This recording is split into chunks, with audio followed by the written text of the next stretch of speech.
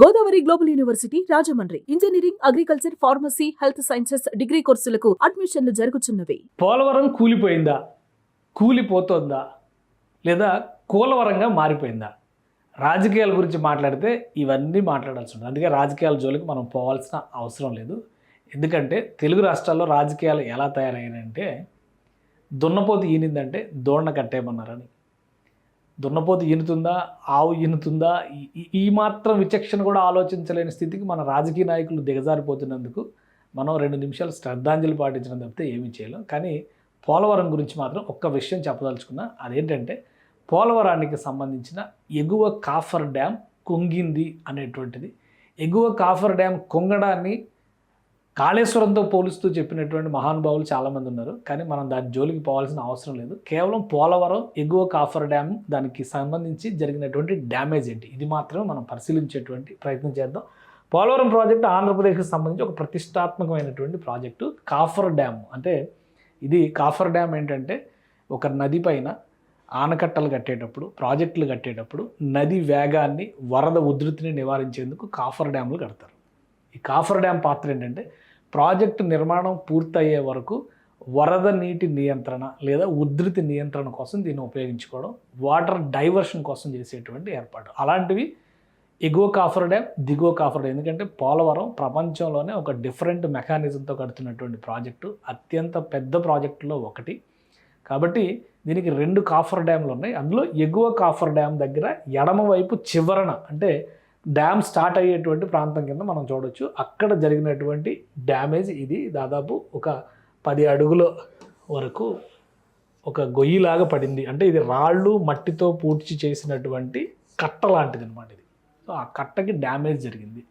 So దీన్ని ఇంకా already నిర్మాణం పూర్తి అయిపోయి 2-3 ఏళ్ళుగా అద్భుత ఫలితాలు ఇస్తున్నామని చెప్పినటువంటి పోలవరంతో, అదే కాళేశ్వరంతో పోల్చొచ్చా లేదా అనేది అది ప్రజల విజ్ఞత, రాజకీయ నాయకుల విజ్ఞత అని అనుకుందాం మనం. కానీ పోలవరానికి సంబంధించి జరిగినటువంటి నష్టం మాత్రం ఇది. దీన్ని డ్యామేజ్ని కంట్రోల్ చేయడం కోసం ఇమీడియట్గా, అంటే ఇక్కడ రాళ్ళకి వీటికి సంబంధించినటువంటి కుంగుబాటు జరిగినటువంటి సంఘటన కనబడిన వెంటనే అధికార యంత్రాంగం అప్రమత్తమైంది. చూస్తే కనుక ఇక్కడ నుంచి ప్రాజెక్టులోకి ఎంటర్ అయ్యేటువంటి ప్రదేశం ప్రారంభమవుతుంది. సో ఎడమవైపు కట్టకి చివరి భాగంలో పడినటువంటి గుంత అనమాట, ఒక గుంత. దాన్ని ఇమీడియట్గా పూడ్చేటువంటి పనిలో అధికార యంత్రాంగం నిమగ్నమైంది. వెంటనే పూర్తి చేశారు, ఆ పనులు కూడా పూర్తి చేశారు. ఆ మట్టితో వాటిని నింపినటువంటి దాఖలాలు చాలా క్లియర్గా ఉన్నాయి. కానీ అసలు పోలవరం ప్రాజెక్టే కుంగిపోయింది, నాశనం అయిపోయింది, చాలా రకాల వ్యాఖ్యానాలు, ఉపవ్యాఖ్యానాలు వచ్చినాయి. కానీ ఒక విషయం ఏంటంటే, పోలవరం ప్రాజెక్ట్ కంప్లీట్ అయిన తర్వాత ఈ కాఫర్ డ్యాముల్ని తొలగించాల్సినటువంటి అవసరం ఉంటుంది. ఎందుకంటే నీటి ఉధృతికి లేదా నీటి ప్రవాహ గమనానికి అడ్డుకట్ట కట్టేటువంటి క్రమంలోనే ఈ కాఫర్ డ్యాములని నిర్మించి నీటి తీరువాన్ని నియంత్రించేటువంటి ప్రయత్నం జరుగుతుంది. కాబట్టి ప్రాజెక్టు వచ్చేసిన తర్వాత ఈ డ్యామ్లో ఉపయోగం ఉండదు, వీటిని ఖచ్చితంగా తొలగించాల్సినటువంటి అవసరం. అందుకనే వీటిని మట్టి రాళ్లతో కూడినటువంటి పెద్ద రివర్ బండ్స్ లాగా, అంటే మన బండ్ తరహాలో నిర్మించేటువంటి కట్టలు అన్నమాట ఇవి. అందుకే ఈ కాఫర్ డ్యామ్ల ప్రాబల్యం అంతే. కానీ టెక్నికల్గా చూస్తే మాత్రం వీటి పాత్ర చాలా ముఖ్యమైనది. ఇది గోదావరి రివర్కి సంబంధించి పోలవరం ప్రాజెక్టు కడుతున్నటువంటి సైట్ ప్లేసు. ఇక్కడ డైవర్షన్స్ ముందుగానే చేసినటువంటి డైవర్షన్ సంబంధించినటువంటి నీటి డైవర్షన్ సంబంధించి చేసినటువంటి ఏర్పాట్లు. దీనికి సంబంధించి కూడా అనేక దృశ్యాలు ఉన్నాయి, ఒకసారి మనం అవి కూడా చూడొచ్చు. ఎందుకంటే పోలవరం ప్రాజెక్టుకి సంబంధించినటువంటి నిర్మాణ ప్రణాళికని ఇంతకు ముందరే డిజైన్ల రూపంలో రూపొందించారు. ఆ డిజైన్లను చూస్తే కూడా మనకి అర్థమవుతుంది, అంటే ఎంత స్ట్రక్చరు. గోదావరి అనేది ఒక మ్యాసివ్ రివర్, ఒక భారీ నది. మన దేశంలో అంటే ముఖ్యంగా ఆంధ్రప్రదేశ్ తెలంగాణలో ఒక భారీ నది కింద మనం చూస్తాం. అదే పెద్ద నది, ఆ తర్వాతే కృష్ణానది కూడా వస్తుంది. సో నిర్మాణానికి సంబంధించినటువంటి ప్రణాళికని తీసుకెళ్లే క్రమంలో రూపొందించినవి. ఫస్ట్ ఒక స్పిల్వే కడతారు, స్పిల్వే ద్వారా వరద నీటి నియంత్రణకి సంబంధించినటువంటి జాగ్రత్తలు తీసుకుంటారు, స్పిల్ గేట్స్ కూడా అమరుస్తారు.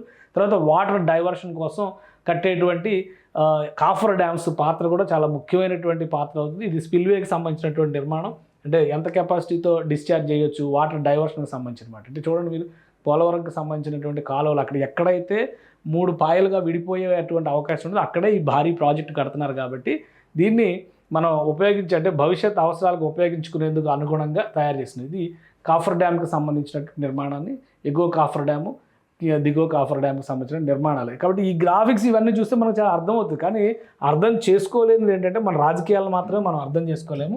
సో ఆ క్రమంలో ఇప్పుడు ఆల్మోస్ట్ ఫైనల్ స్టేజ్కి వస్తున్నటువంటి దశలో పోలవరం ప్రాజెక్టు లేటెస్ట్ వరద దృశ్యాలు కాంట్రాక్ట్ సంస్థ రిలీజ్ చేసినటువంటి వరద, అంటే స్పిల్వే దగ్గర ఉన్నటువంటి ఫ్లడ్ లెవెల్స్ ఇవి కూడా 2 వారాల క్రితం తీసినటువంటి దృశ్యాలు. ఈ లెవెల్లో వరద వస్తున్నప్పుడు మట్టి కొట్టుకుపోవడం అనేది కొంత భయభ్రాంతులకు గురి చేసేటువంటి అంశమే, కానీ అప్రమత్తం కావాల్సినటువంటి అంశం. పోలవరం ప్రాజెక్ట్ని కంప్లీట్గా CWC ఆధ్వర్యంలో చేస్తున్నటువంటి నిర్మాణం. పోలవరం ప్రాజెక్ట్ అథారిటీలో కూడా కేంద్ర ప్రభుత్వ నీటిపారుదల రంగ నిపుణులే ఎక్కువ మంది ఉన్నారు. కాబట్టి ఈ ప్రాజెక్టుకి సంబంధించినటువంటి బాధ్యతలన్నీ కూడా వాళ్ళు మరింత జాగ్రత్తతో తీసుకోవాల్సినటువంటి అవసరం ఉంటుంది. కానీ ఇందులో అసలు డ్యామే కన్స్ట్రక్షన్ కాకుండా నేషనల్ డ్యామ్ సేఫ్టీ అథారిటీ ఇందులో అసలు ఇన్వాల్వే కాదు. కానీ తెలంగాణ రాజకీయ నాయకులు ఏంటంటే నేషనల్ డ్యామ్ సేఫ్టీ అథారిటీ ఏం చేస్తుంది, నిర్మాణం అయ్యి నిర్వహణలో ఉన్నటువంటి డ్యాముల భద్రతకి సంబంధించినటువంటి బాధ్యతను మాత్రమే NDSAకి ప్రభుత్వం అప్పగించింది. అది కూడా ఇటీవల చేసినటువంటి చట్టాల ప్రకారం. సో అందుకనే కాఫర్ డ్యామ్ విషయంలో కేంద్ర ప్రభుత్వానికి సంబంధించినటువంటి NDSAకి సంబంధించినటువంటి సంస్థలు కానీ ప్రతినిధులు కానీ ఎవరు రియాక్ట్ అవ్వరు. రాజకీయ నాయకులు ఎన్నైనా కానీ వాళ్ళైతే అవ్వరు. బట్ ఇక్కడ జరుగుతున్నటువంటి పరిణామం ఏంటంటే కేవలం బురద జల్లుకునేటువంటి రాజకీయం మాత్రమే నడిపించే ప్రయత్నం జరుగుతుంది. కాబట్టి తెలుగు రాష్ట్రాల్లో ఒక క్లారిటీ ఇచ్చేటువంటి ప్రయత్నం. అయితే ప్రభుత్వానికి ఇది ఒక హెచ్చరిక లాంటిది. పోలవరం ఎగువ కాఫర్ డ్యామ్ దగ్గర జరిగినటువంటి భారీ గుంత విషయంలో మరింత అప్రమత్తంగా ఉండాల్సిన అవసరం ఉంది. ఒకవేళ అలాంటి ప్రమాదమే మరింత ఎక్కువ వచ్చి కనుక కట్ట తెగిపోతే నిర్మాణంలో ఉన్నటువంటి ప్రాజెక్ట్ సైట్ మొత్తం కూడా దెబ్బతినేటువంటి అవకాశం ఉంటుంది. గతంలో ఫ్లడ్స్ వలన డయాఫ్రమ్ వాల్ నష్టం ఎంత తీసుకొచ్చిందో మనకు తెలుసు. మళ్ళీ 2-3 ఏళ్ల కాలాన్ని వెనక్కి తీసుకెళ్ళింది డయాఫ్రమ్ వాల్ నిర్మాణం అనేటువంటి ప్రక్రియ. ఇప్పటికైనా కానీ ఈ ఘటన తర్వాత ప్రభుత్వ యంత్రాంగం, వ్యవస్థలో నీటిపారుదల శాఖ మరింత అప్రమత్తం అవ్వాల్సినటువంటి అవసరం కనిపిస్తుంది. కాబట్టి పోలవరం డ్యామ్ని, పోలవరం ప్రాజెక్ట్ని రాజకీయాలకు బలి చేయకుండా ఉండడం కోసం ఒక స్పష్టత ఇచ్చే ఉద్దేశంతోనే ఈ వీడియో చేస్తాం. దీనికి రాజకీయాలకి ఎలాంటి సంబంధం లేదు. ఎగువ కాఫర్ డ్యామ్ డ్యామేజ్ నియంత్రణ అనేది శరవేగంగా పూర్తయిందని కూడా చెప్పొచ్చు. సుమన్ టీవీలో మీ పర్సనల్ అండ్ బిజినెస్ ప్రమోషన్స్ కోసం కింది నెంబర్కి కాంటాక్ట్ చేయండి.